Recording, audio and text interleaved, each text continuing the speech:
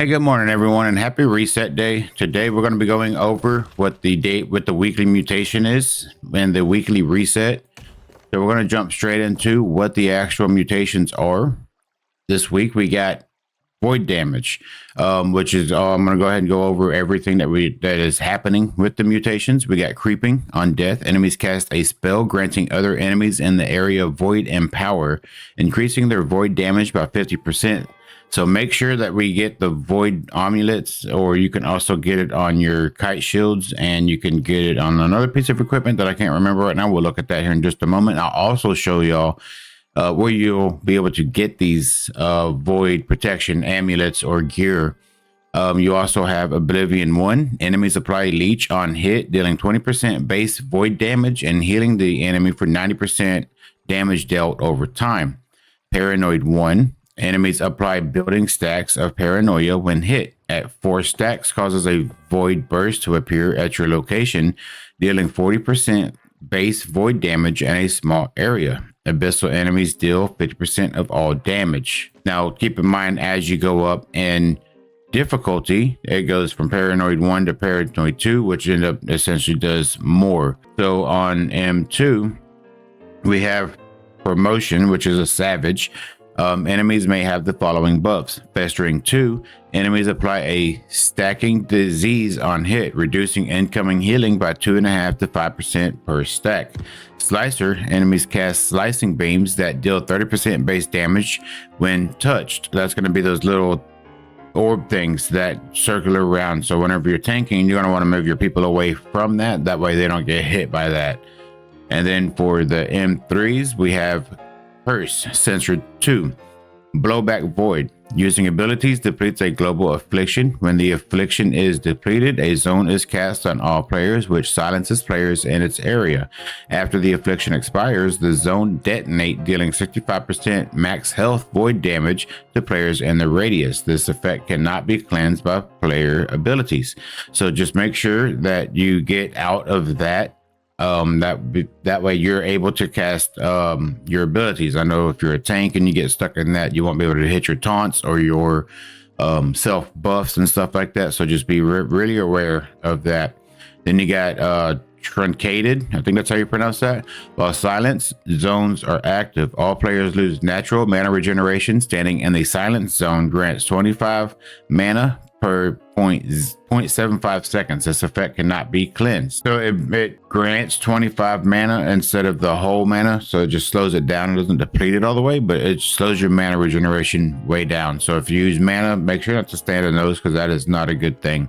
So you're probably wondering, okay, so where do I get the amulets from? Well, I'm going to check the shop to see if there's any viable ones in there, but I'll also show you where you can farm them. All right, here we are in the shop. So we're going to look for void protection. Okay, so we don't Google it that way. Don't look it up that way. Go to Imperial amulets, and we'll just search them all. Add perk, void protection and void protection 2. We want to do at least a minimum of 700. It's weird typing that in. Used to be 625.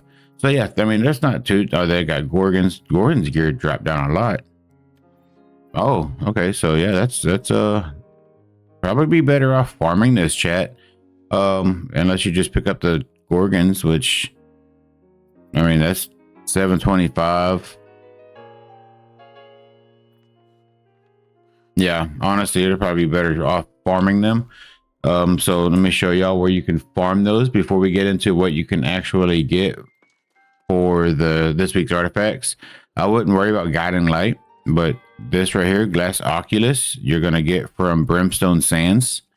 Running the elite chest run over there. That's gonna be your best bet. I think honestly, these up here, probably, like, check these out. You can do these pretty much solo. And then just running the rest of them, right? That's gonna be your best bet. We could also go over to grab this, which we get from your invasion. So yeah, honestly, I think Brimstone Sands is going to be best chance to get the void protection, unless you can craft it, right? Or unless on your server you have more void protection amulets. So let's get into what we get for each mutated expedition.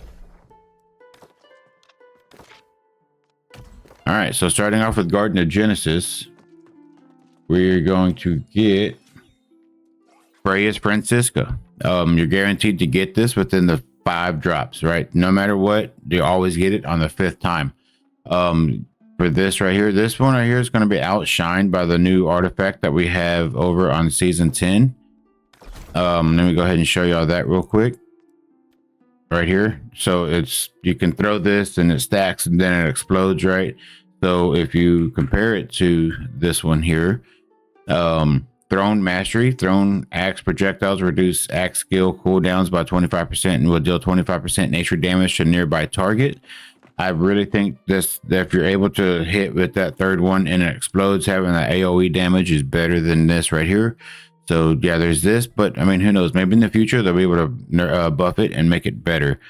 But that's the artifact that you get from Garden of Genesis. All right, next one is the Enid, which is going to be the wall. It's an artifact shield. So you will get shield wall, gain 5% base damage reduction. You cannot dodge, and stamina regen rate is reduced by 10%, but have 33% more stamina. So that I'm not sure how I feel about that, because I mean, as we all know, tanks this season are struggling with crowd control, whether that's being knocked down or pushed around or whatever. That CC is something fierce to freaking compete with. So having that 10% regen rate reduced is super, super hardcore, but gaining the 5% base damage reduction, that could essentially be okay. I have this and I'm going to be playing around with it just to see if I can figure out how not to get knocked around as much. I'm going to be playing around with a lot of different builds. So y'all make sure to tune in Wednesday on the live stream. That way we can test and figure out and work together as a community to figure out what the best tanking set is. I know it is able to kind of run through the M2s and M3s with like mediocre gear, but it is a struggle. That CC is so bad right now for tanks. But so let's move on to what you can get from Glacial Tarn, which is going to be Deep Freeze. You get Chilling End. Frozen, rooted, or chilled enemies take 15% additional damage on both weapons. So it doesn't matter if you have on your front bar or your back bar, they're going to take 15 additional damage. And then you got your empty gem slot. Then you got your offense, offense, and offense. It's a triple offense. So I really think this is a good gauntlet that's going to be for PvP. I'm not so sure. Maybe you can gear it up with your offensive gem slots for something good for PvE. But yeah, I think this is a really good ice gauntlet. So let's move on to what used to be the absolute best farmable, easily farmable for new tanks, is going to be your Frigid Dawn. You can get that from the Glacial Tarn. I don't know how it's going to stack up this season, just for the sole purpose of we have it and I'm getting knocked around hardcore. Like, and it's all going to boil down to the whole CC thing. Like, I'm getting knocked around hardcore. I'm not just having to hold my shield up. Really considering trying out the Great Sword tank again, rebuilding that, which I started at the beginning of season 10, but I just kept getting knocked down. But I got up again, of course, always. But like, it's so the CC this season is so incredibly strong. So we're gonna have to figure out how to get around that. But we're also going to, so I mean, that's everything that you'll be able to farm from the Mutated Dungeons. I hope y'all have some great luck getting what you need. But we also have some stuff that resets down here in Cutlass Keys. We got the Golden Coconut. And remember, you can just take this way shrine here, follow this. You're going to take this track right here. There's a couple of chests along this way. You're going to hopscotch your way around here. There's a chest down here, I believe, if I remember correctly. There's a chest over here. Then you kind of come up here. There's a chest right here. There's a chest over here. And then you get the rest of them just right there. You're guaranteed to get your cursed doubloon within the 5 elite chests over there. And you also just get doubloons. I wouldn't recommend going today. I would wait until like Wednesday or Thursday just to get it, because they are still worth using, right? You also get the doubloons. And so once you get your doubloons, you come over here to, not the fort, come over here to Cutlass Key, or the Spyglass Ridge, which is the capital of Cutlass Keys. You can get your weekly key. You can come down here and you can unlock this chest and you'll get 500 doubloons. And then you can just go in and you can get your gypsum orbs, your chromatic seals, or whatever else that you feel like being able to get. And remember, there's no more daily resets on your chromatic seals anymore, or your gypsum orbs, so you'll be able to just buy those to your heart's content. And then we also have the weekly umbral crystals reset. So I spent most of mine last night just to where I wouldn't have that 4,000 cap. But I'll probably hit that again. I probably should have used them all, but yeah, it'd be okay. But this resets right here. I really believe that's everything. I know it's a little bit different than the normal video that we do on Tuesdays because there's still so much that kind of changed with the Night Haven update. But if I missed anything, let me know. Let me know if y'all have any recommendations. I know quite a few of y'all has been coming in saying, hey, add this, add this, add this. And that's greatly appreciated. But yeah, if y'all think I forgot anything, please keep that up and I will make note of that to make sure to add it in next week's video. And with that, I want to say thank y'all for all the support and we will see y'all in the live tomorrow. And thank y'all for tuning in. We'll see you next time.